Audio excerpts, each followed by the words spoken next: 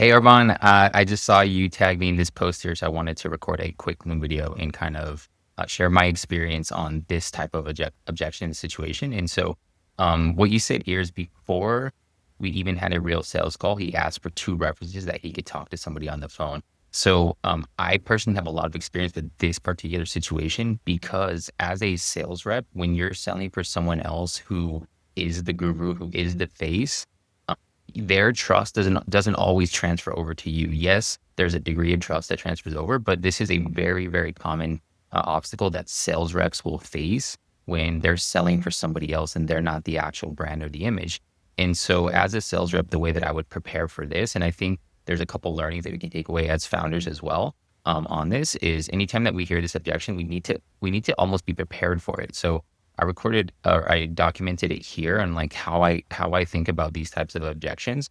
And there's really a line in the sand that we want to draw. One is before your offer, right? So before you have made an offer, like how do we entertain this? How do we handle it? And then after we've made an offer, and this is like truly an objection and what the root cause of that objection is. So what the client is saying is that I want to speak with one of your clients first. And really what that means is there's uncertainty and trust. So if they're asking you for this before you've made an offer, my go-to is just like almost like laugh at them and just drop a proof bomb on them. So like if you have a case study page, your wall of love, if you have testimonials, recordings, just like send all of those over to them and make it like undeniable, like almost like it's the stupidest request that you could ever ask. Like, you want to talk to my clients before you even connect with me. I don't even know if I can help you. You don't even know if I can help you.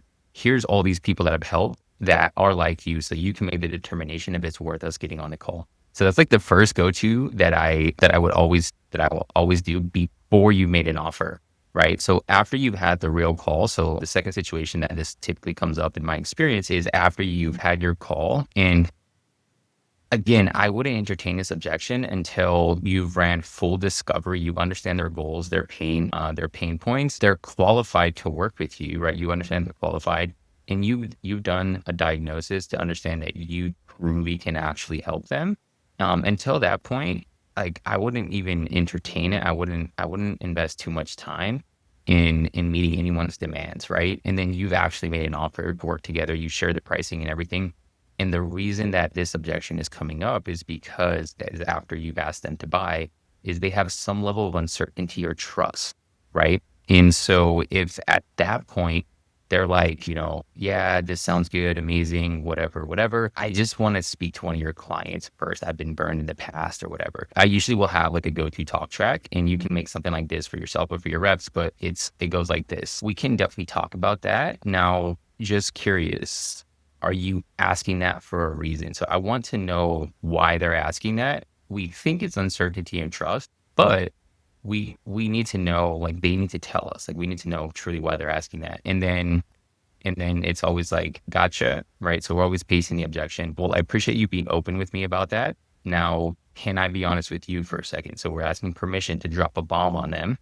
And they're going to be like, yes, of course. So then you kind of like, I'll hit them with something like this. Right now, I have 3 to 5 people reaching out to me per day, and they're looking to see if it's a fit for us to work together. And at the same time, I keep a really small, tight group of high quality clients because I like to make sure that they're fully supported. So while I'm not saying that your request is invalid at all, in my current position with about 25 people reaching out to me per week, it wouldn't really be appropriate, nor would it be realistic to fill my clients' calendars with a bunch of people who are just thinking about joining my program. And they might not even be serious about it anyways, especially when most of my clients are charging anywhere from $1,000 to $5,000 per hour for their time. So given that, it's just not something that I'm gonna be able to do. With that being said, how do you want to proceed from here?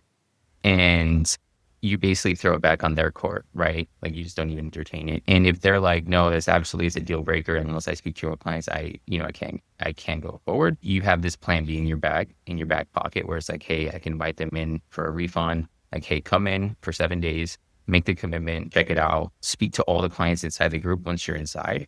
But like, I'm not willing to open up my Rolodex unless you made a commitment and you're serious about this. And the only way I know that is if you have, paid a deposit, or you can do like some small amount. So this is typically how I teach sales reps to handle this objection. I think as founders, there's a lot that we can take away from this as well. Hopefully that was helpful. If this style of question answer format feedback is helpful for everyone, please let me know. I'm happy to do more of it. And if not, totally cool. Cheers, guys. Hey, by the way, my name is Chris Sanchez, and I build predictable, elite, and fully systemized sales teams. I've helped clients generate over $54 million in revenue and ramped countless sales reps using the approach that I call the sales team operating system. What you just watched was a real sales team OS session that I pulled from a live client. If you want to see exactly how I run, manage, and scale elite 8-figure sales teams, don't click away just yet. In this next video right here, there's another sales team OS breakdown where I go deeper into the building, coaching, managing elite reps. Go ahead and click it and enjoy. Cheers.